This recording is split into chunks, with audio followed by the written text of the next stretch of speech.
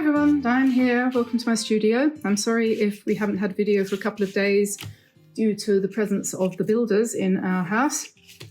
But I'm here now and I'm going to try today to paint a little landscape. Very simple, very, very simple. But the purpose of this isn't to produce a landscape, it's to demonstrate a couple of techniques that you might find interesting. So first of all, I'm going to be using my Meeden block of 100% cotton cold press watercolor paper. This is the mid-sized page, which is 10 by 7.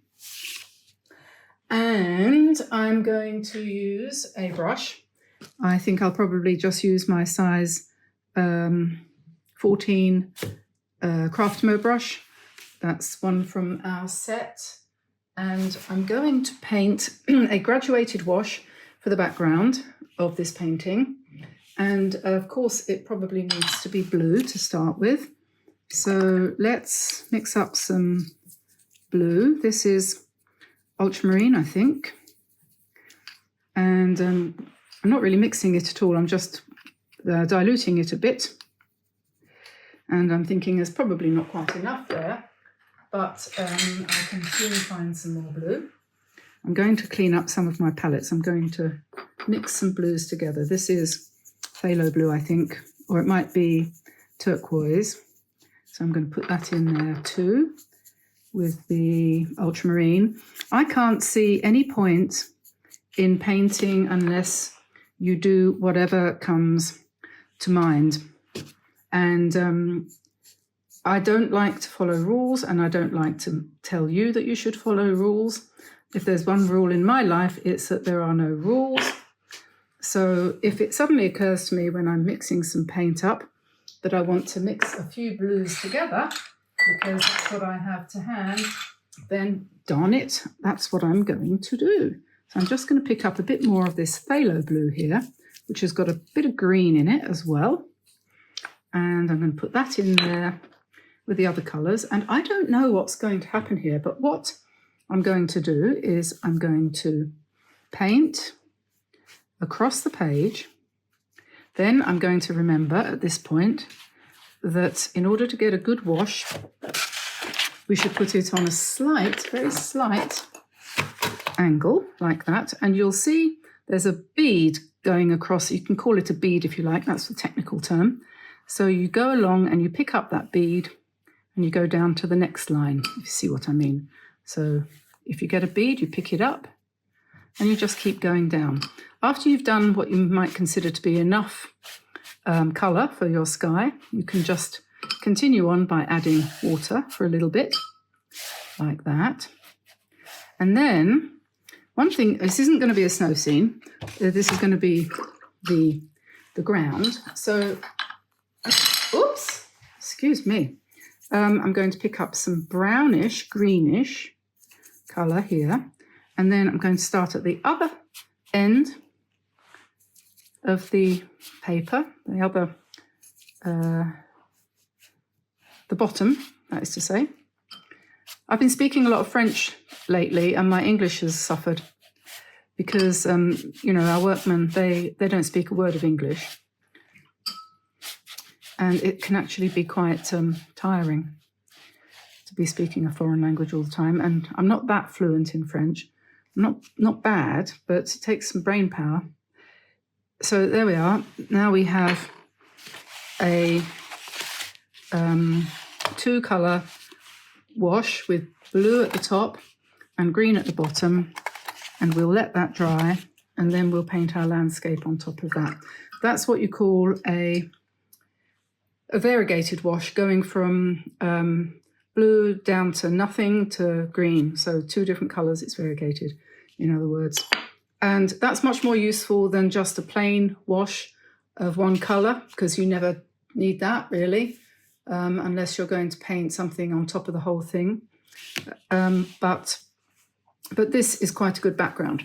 So we can dry that off a little bit. And I'm going to obtain my Kuretake colours here, Let's move some of these little dishes out of the way. Somebody said a little while ago, why don't you use your little dishes anymore? And I'm like, well, yeah, but I do. Just not all the time. And not everybody has those little dishes. But I think practically everybody's got the Kuretake set now. Okay, so let's find a piece of sponge. I have a few bits here. This is natural sponge.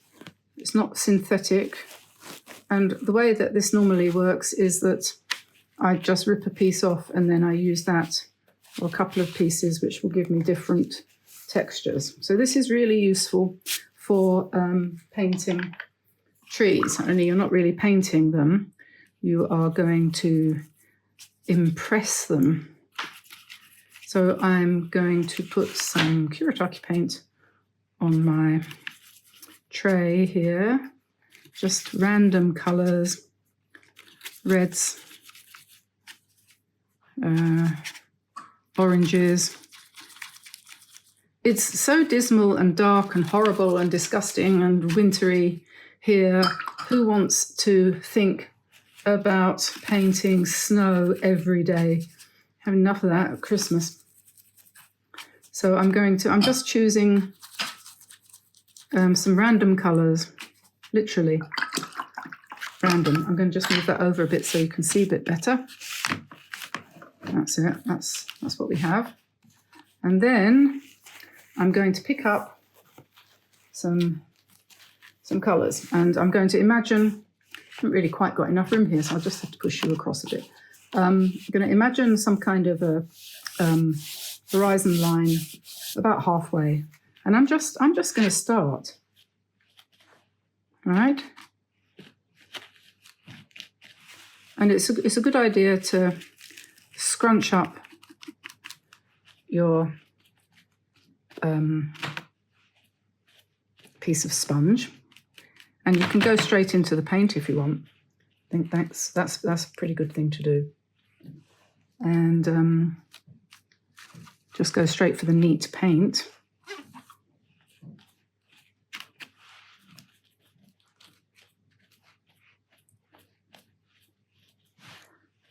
Okay, and let's put some green down here a little bit.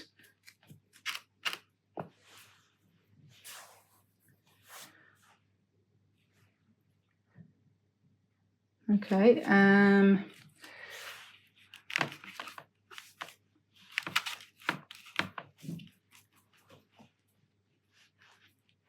so we'll just go up a little bit higher.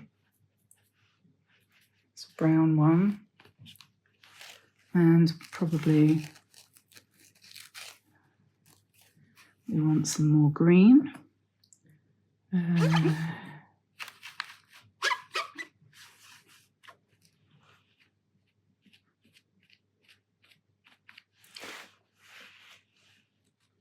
And some yellow or orange.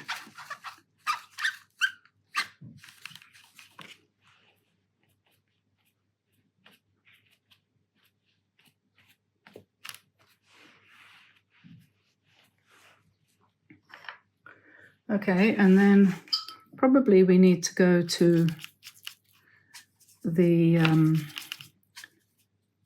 darks now, and let's put some darks along the bottom here.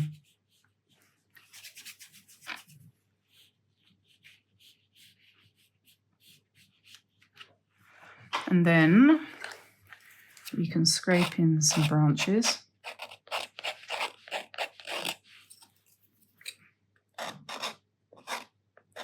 Tree trunks.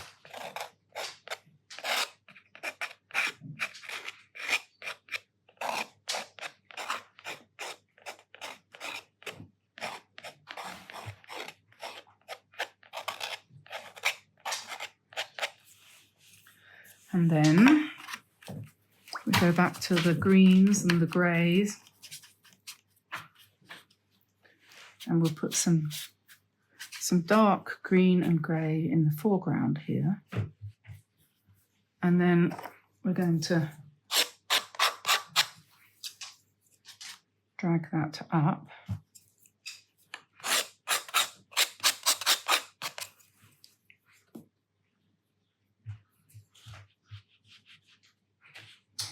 grasses.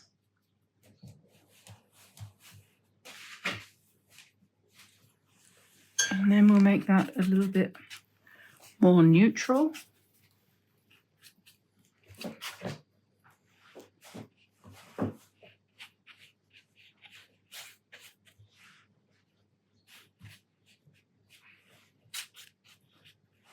And put some shadow there. Whoops, that's not water. And then maybe we will drop in some dots down here. Because why not? And put some darker things in here.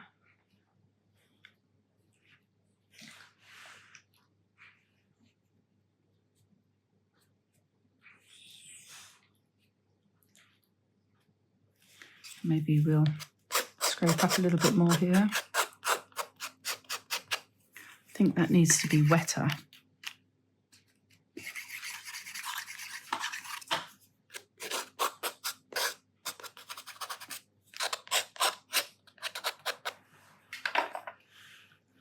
And all that colour is kind of blending up there quite well.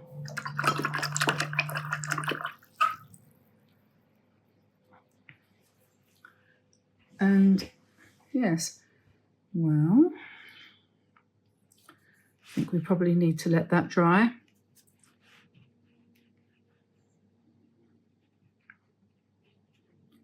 In a minute. And put in some darks in the trees. In some of the areas, we don't want it all dark or strong, in fact.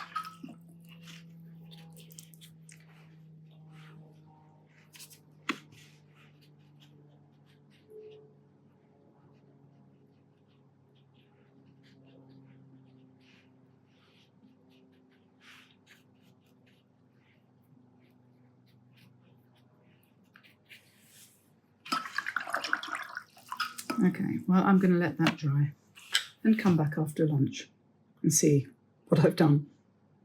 Okay, I've put a few more glazes in the foreground here and made something kind of happen. And I'm just going to put some green and brown irregular leaf type things up here on this tree, because it's not quite bare leaf time, because obviously there are still plenty of leaves on these trees in the autumn over there. Not sure why I'm painting the autumn at the moment. And I'm just going to darken down some of these bits here. And I really am coming to the end of my patience for this. You know how it is sometimes. And you think to yourself, well, whatever. You just put some dark lines in here. You never know. You never know. You might just hit upon the thing that needs to be done. And on the other hand, you might not. Maybe a bit of dry brush work here might work. Maybe it won't. Maybe a few more grasses or reeds or whatever they are will work. Maybe they won't. I don't believe in planning painting because I think, generally speaking, that doesn't work. I try to work from memory and, imagination, if possible, but that doesn't always work either. I can't always think of something interesting to do. This is probably one of those days. Sometimes you can, sometimes you can't. The other day I did that mountainscape with the sort of overlap of misty mountain thingy, and I was really quite pleased with that, the way that turned out, because I've painted that kind of scene many times before. And so It doesn't always work out as well as that, but that one worked out okay. And now I'm just deciding that I'll make these branches in these trees a little bit more dominant.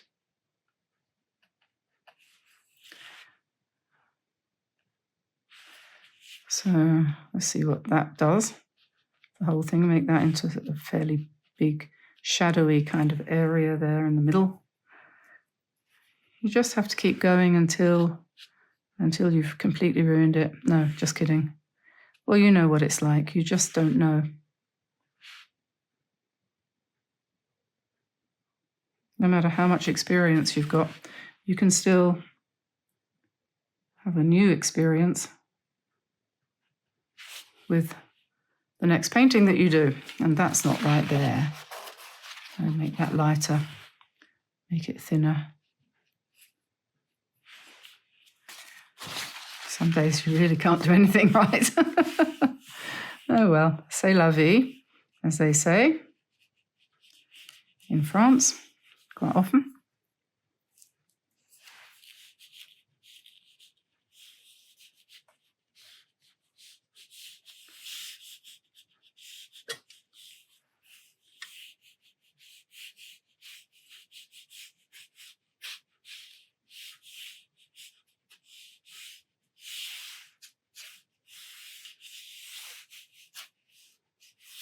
I can hear somebody out there saying, oh my goodness, you didn't need to do that. You shouldn't have done that. Well, you can't tell till you've done it, can you? And you think, okay, well, maybe it was, maybe it wasn't. Right, well, I'm going to leave that to dry. And see what happens. And, well, basically, I should say goodbye at this point in time, shouldn't I? I don't like that light line. I think that's too light. I think I'm going to just knock that back a bit. Yeah, that's too light. And this, I don't like the colour of this either. This is too light green, but never mind. C'est comme ça. Okay. I'll see you again soon, everybody. Bye for now.